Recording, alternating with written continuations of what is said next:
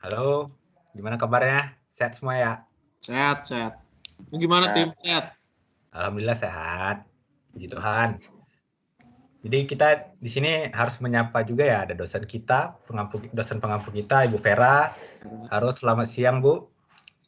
Jadi kami akan memulai diskusi tentang hukum transnasional yang dengan materi video YouTube kedua yang berjudul Hubungan Hukum Internasional dan Hukum Nasional. Nah, di sini kalian ada yang tahu nggak sih sebenarnya posisi hukum internasional itu bagaimana? Bagaimana hubungan kedua sistem hukum ini? Ayo, bagaimana menurut kalian? Kalau menurutku sih, hukum internasional tuh kedudukannya tuh harusnya lebih rendah ya di bawah hukum nasional. Menurut literasi yang gue baca harusnya kayak gitu. Soalnya kita kan sebagai warga negara gitu, warga negara. Ya kan? Harusnya kita tuh lebih tunduk ke hukum nasional dulu, baru ke hukum internasional. Gitu. Karena ya acuan kita pasti pertamanya itu ke hukum nasional dulu, baru ke hukum internasional. Kalau hukum nasionalnya nggak mengatur tentang suatu hal, baru kita ambil acuannya di hukum internasional gitu. Baru kita implikasikan di negara kita. Kalau gue sih kayak gitu. Menarik. Daniel, gimana Daniel? Kalau gue sama sih, sama kayak si Vincent. Jadi kayak lebih ke acuannya ke hukum nasional. Jadi kalau sebisa mungkin diurus sama hukum nasional ya pakai hukum nasional. Tapi kalau udah nggak bisa ya pakai hukum internasional gitu sih. Oke, menarik. Nah, di dalam diskusi kita ini, kalau lu gimana? Santai dulu. Kalau lu gimana nih? Oh, oke. Kalau menurut gua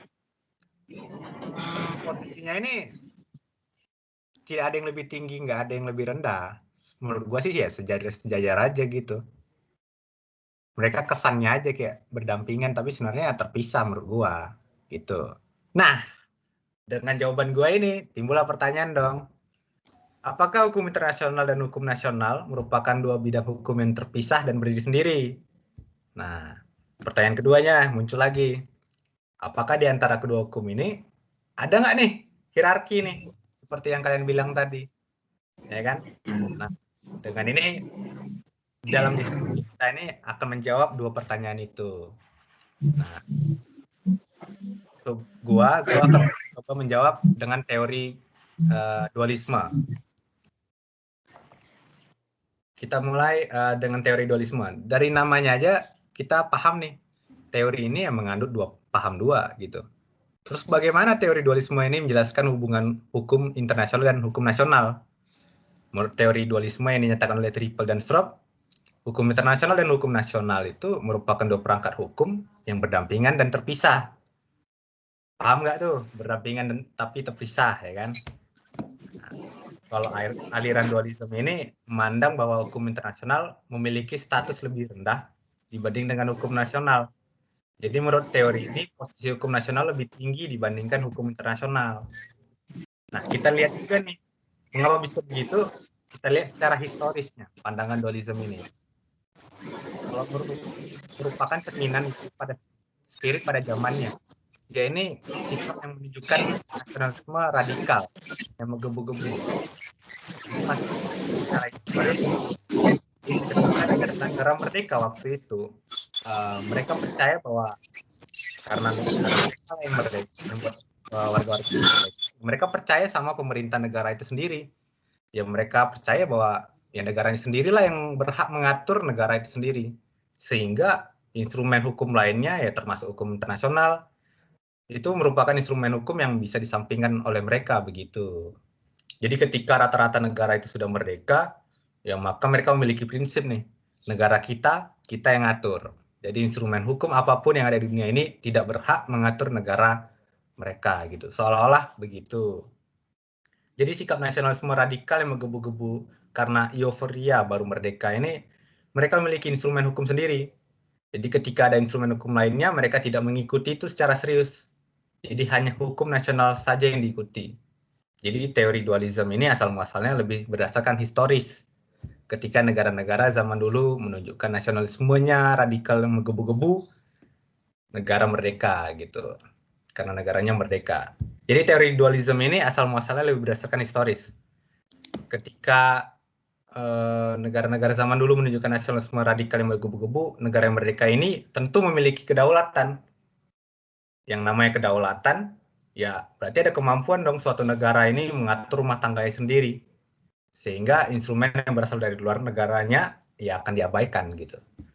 Hal inilah hal yang wajar munculnya teori dualisme yang menempatkan hukum nasional lebih tinggi posisinya dibandingkan hukum internasional. Jadi kalau kita melihat dari bagan teori dualismenya biar lebih jelas. Jadi bagan teori dualisme ini bayangkan aja hukum internasional ini ada dua nih, ada dengan hukum nasional. Yang dimana di tengah-tengahnya ini ada sebuah nih garis pemisah. Seolah-olah mereka berdampingan, ternyata ada pemisah nih di antara mereka. Nah ini, terus apa yang menyebabkan mereka ini terpisah?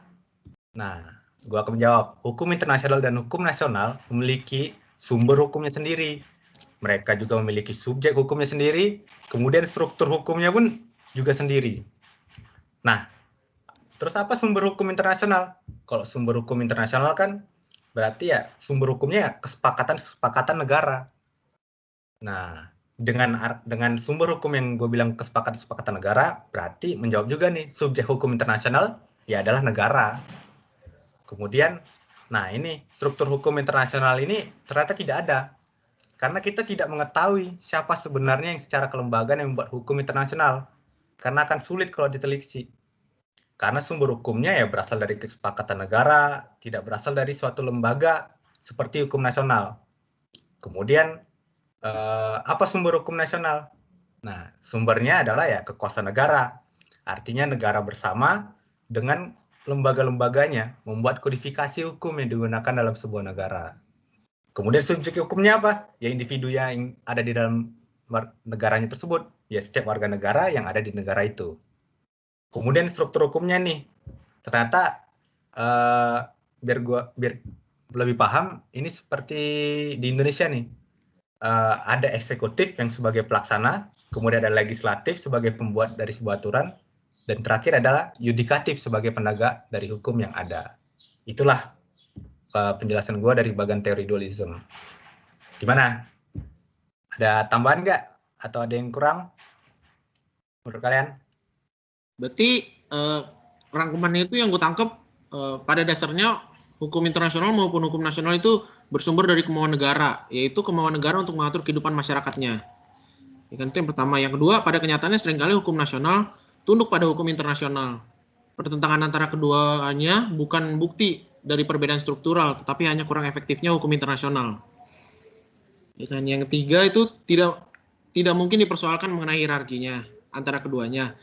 Karena menurut paham ini hukum internasional dan hukum nasional pada hakikatnya tidak saja berlainan dan tidak bergantung satu sama lain, tetapi juga terlepas satu sama lain, ya kan? Karena beda kan seperti yang lo jelasin tadi. Ya kan, terus yang keempat itu tidak mungkin adanya pertentangan di antara keduanya. Yang mungkin ada itu hanya penunjukan. Yang kelima itu hukum internasional memerlukan transformasi terlebih dahulu untuk dapat berlaku dalam lingkungan hukum nasional. Tidak mungkin adanya pertentangan karena kan seperti yang lo bilang tadi, ini kan beda kan, ini merupakan hukum internasional. Kalau menurut teori dualisme yang lo bilang, internasional sama hukum nasional itu merupakan instrumen yang berbeda.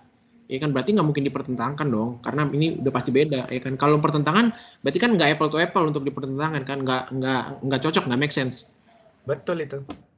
Terus apa yang tadi gue bilang, hukum internasional memerlukan transformasi terlebih dahulu untuk dapat berlaku dalam lingkungan hukum nasional. Berarti jika suatu negara tidak mengatur mengenai suatu kasus atau mengenai suatu hal, berarti dia bisa mengambil dari hukum internasional itu sendiri untuk diaplikasikan kepada negaranya, tapi memerlukan adanya transformasi dulu atau ratifikasi agar bisa diimplementasikan, dipakai di negara itu kan maksud lo? Oh iya. Itu. Nah sekarang gue boleh nanya nggak sedikit, Chen? Maksudnya transformasi ratifikasi ini gimana, Chen? Tolong jelasin sedikit, Chen. Transformasi yang gue tangkap ini sih misalnya kayak apa ya, kita ambil contoh aja, misalkan Indonesia tidak mengatur tentang narkoba misalnya, negara Indonesia tidak mengatur tentang narkoba, sedangkan di hukum internasional itu ada aturan tentang narkoba. Berarti Indonesia yang tidak mengatur tentang narkoba ini bisa ambil dari hukum internasional ini, tapi harus diubah dulu, harus transformasikan menjadi hukum nasional di Indonesia itu sendiri agar bisa dipakai gitu. Kurang lebih gitu. Gimana? Jelas? Wes, mantap Chen. Thank you.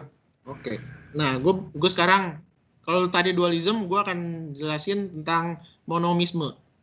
Teori monomisme. Nah, teori monomisme ini sendiri itu mempercaya bahwa hukum internasional dan hukum nasional merupakan dua bagian dari satu kesatuan yang lebih besar dari hukum yang mengatur kehidupan manusia.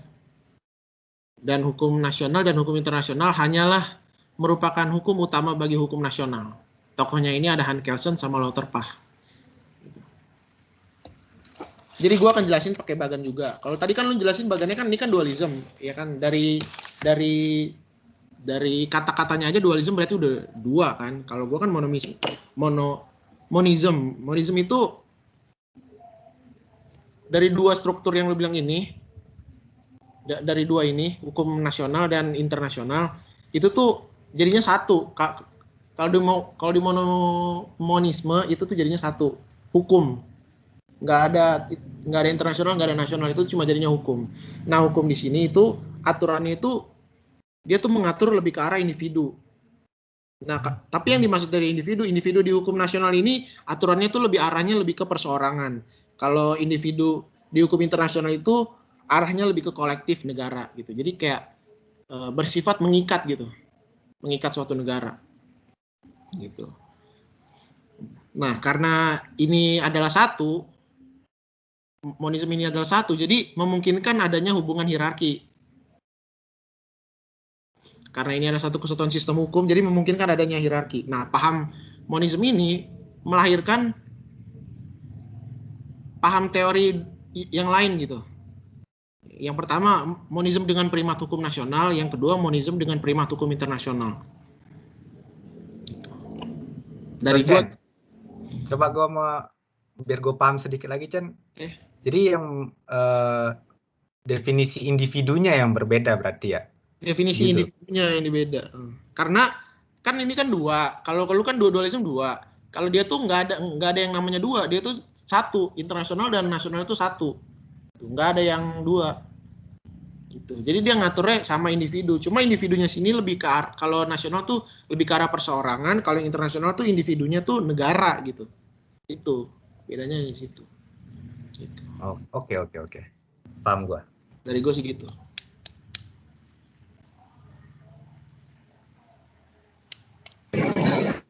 Kalau gue lanjutin dari Vincent ya.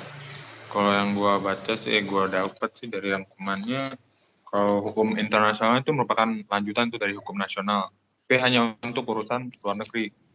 Tapi hukum internasional itu sebenarnya bersumber dari hukum nasional itu sendiri, cuman dia karena diratifikasi atau diperbaharui atau sudah didelegasikan, makanya kita bisa menggunakan hukum internasional. Terus yang kedua, ketika kita hendak mengatur urusan luar negeri, kita harus menggunakan instrumen hukum internasional, hukum nasional dari negara yang bersangkutan. Jadi kita nggak bisa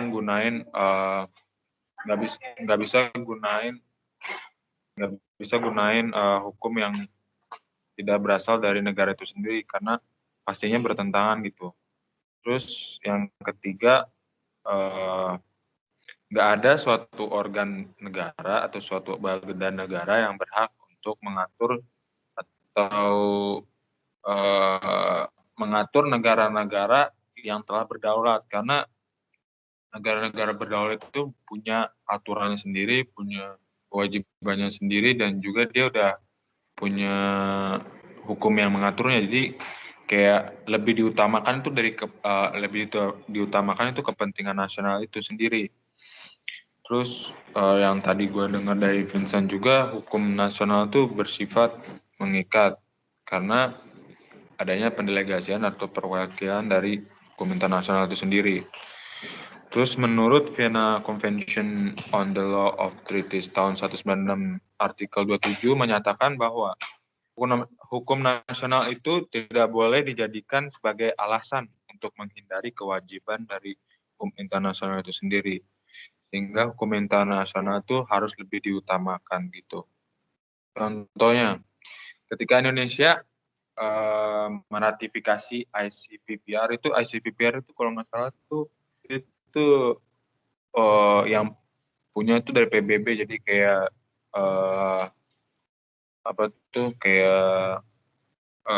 sudah dikelompokkan oleh PBB, jadi kayak dari beberapa negara itu menyepakati suatu hukum itu, jadi itu masuknya hukum internasional.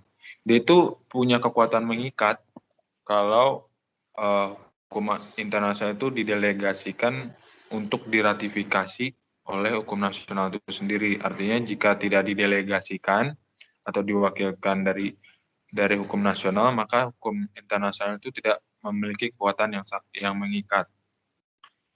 Terus yang terakhir, ketika hukum nasional tidak bertentangan dengan hukum internasional, maka hukum nasional dapat didahulukan. Tetapi kalau hukum nasional itu bertentangan dengan hukum internasional, yang perlu didahulukan ya hukum internasional. Itu menurut monisme primat hukum internasional. Jadi kalau pertanyaannya kayak siapa sih yang lebih tinggi atau hierarki yang lebih posisi yang lebih tinggi antara hukum internasional atau nasional, itu kalau menurut primat hukum internasional itu nggak ada, menurut monisme itu nggak ada, karena tadi Vincent bilang kalau monisme itu kan udah satu gitu, kayak nggak ada yang lebih tinggi, nggak ada yang lebih rendah, cuman kayak lebih ke itunya sih, ke siapa yang bisa, kalau misalnya belum diatur dalam suatu negara tersebut, kayak misalnya tadi Vincent kasih contoh narkoba, misalnya dari negara kita belum mengatur tentang narkoba, tapi negara lain udah mengatur, jadi kita bisa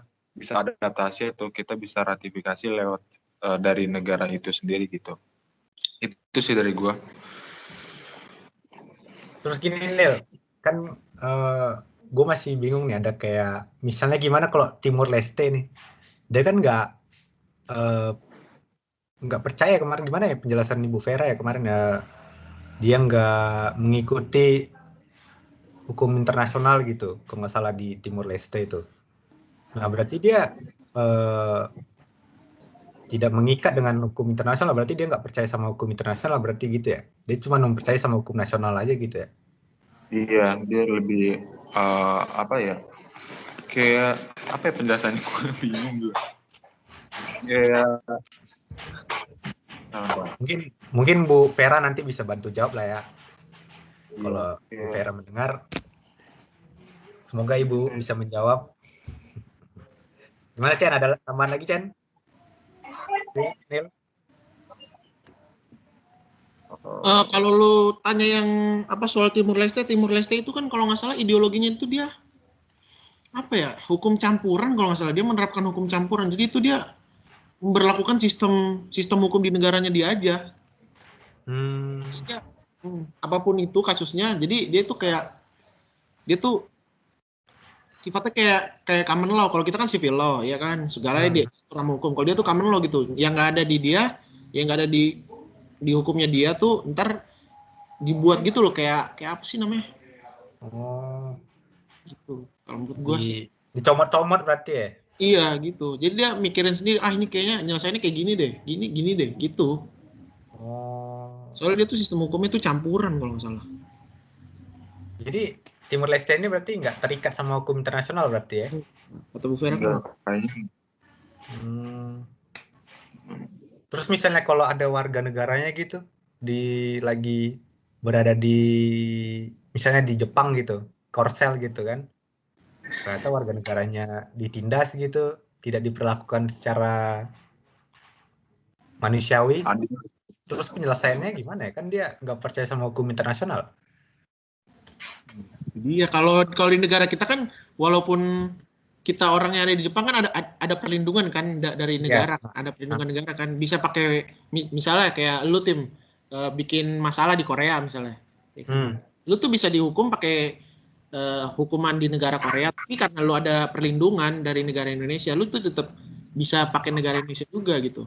Kalau Timur Leste agak gimana ya, kurang tahu juga gue.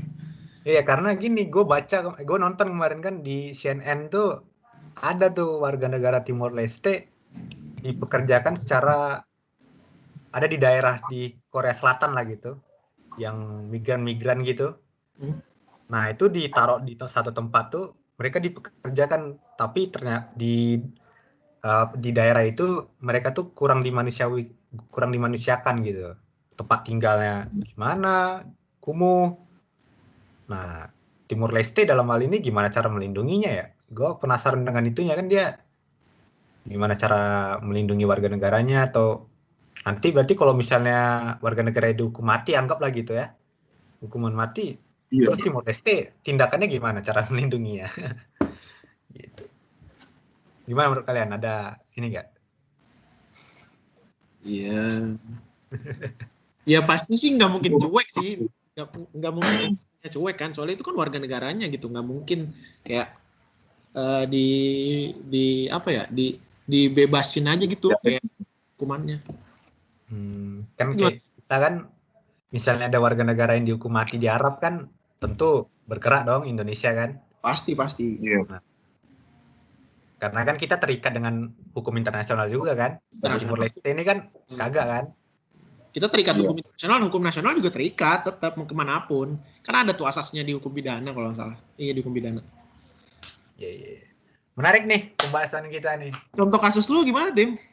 Contoh kasus gua. Nah, ini mungkin yang gue pengen tanyain lah, gimana menurut kalian jawab ini ya, penyelesaian kasusnya gitu. Kayak kasus gue ini Cina. Dia itu mengeklaim Laut Cina Selatan itu ya punyanya dia gitu.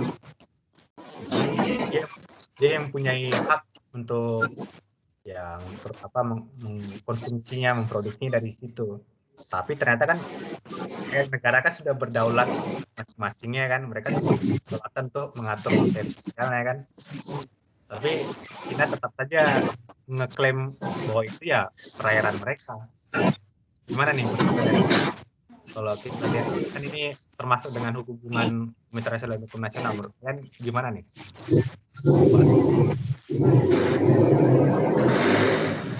Harusnya sih setiap daerah teritorial kan harusnya udah diatur ya dalam PBB itu batas-batasannya. Nggak boleh kayak ada nyolong-nyolong dikit gitu loh daerah gitu. Nah, jadi walaupun nggak ada ya nggak mengubah apapun, tetap aja kan udah diatur semua dalam PBB. Batas negara Indonesia tuh dari Sabang sampai Merauke, terus ada sampai negara apa, pulau apa gitu, sampai batasan dengan Malaysia, batasan dengan Filipina, dengan Malaysia. Jadi ya nggak boleh sebenarnya. Ini kembali lagi dengan kedaulatan ya, kedaulatan masing-masing negara ya. Nah justru karena kedaulatan itu sendiri kan makanya negaranya punya hukumnya sendiri, ya kan. Ibaratnya lu mau ngambil rumah gua gitu, ya kan. Ibaratnya lu punya tanah nih di rumah, ya kan, 1000 meter, tapi ada tetangga lu yang numpang jemur, numpang apa, terus tiba-tiba pas lu pengen bangun rumah di atas tanah itu, otomatis jemuran tetangga lu itu kan harus lu geserin dong, ya kan, karena itu tanahnya lu, tapi dia nggak terima. Dia bilang itu jemuran gue, ntar gue jemur di mana lagi kalau ya kan, kalau nggak di sini. Ya itu kan harusnya nggak boleh. Secara hukum tuh itu emang udah punya lu, itu tanah lu, ada buktinya, ada suratnya gitu. Itu harusnya nggak boleh sih kalau menurut gue. Juga dilihat dari sejarahnya gitu kan. Iya, sejarah juga. Berarti ya hukum internasional inilah yang nanti yang bergerak gimana cara menyelesaikannya ya. Iya. Menarik. Nil, ada sanggahan? Nah, sanggahan dari Bung Daniel. Cukup berarti ya. Ada. Jadi terima kasih buat teman-teman sudah mau berdiskusi bareng gitu. Thank you juga.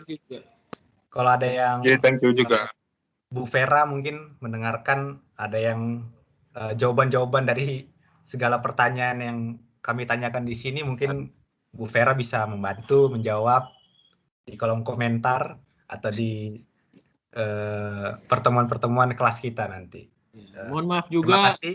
Mohon maaf juga Bu kalau misalnya ada salah-salah kata, soalnya kapasitas kemampuan kita kan baru sampai semester 4, beda sama yang S2 S3 tuh udah beda. Jadi mohon maaf kalau jawabannya agak-agak absurd dikit gitu atau apa salah ya. Ya. Dan Nil, gimana Nil? Ada pesan-pesan buat Bu Vera atau gimana? Nggak ada sih. bilang aja, gue nggak ada pesan-pesan sih, lebih ke semoga bisa dibantu lah nanti untuk pertanyaan-pertanyaan yang kita kurang paham nanti juga ke depannya gitu. Udah sih dari gue gitu aja. Baik, sekali lagi terima kasih semua Bu Vera. Kita tutup akhiri diskusi kita hari ini. Selamat siang. Yang Siang.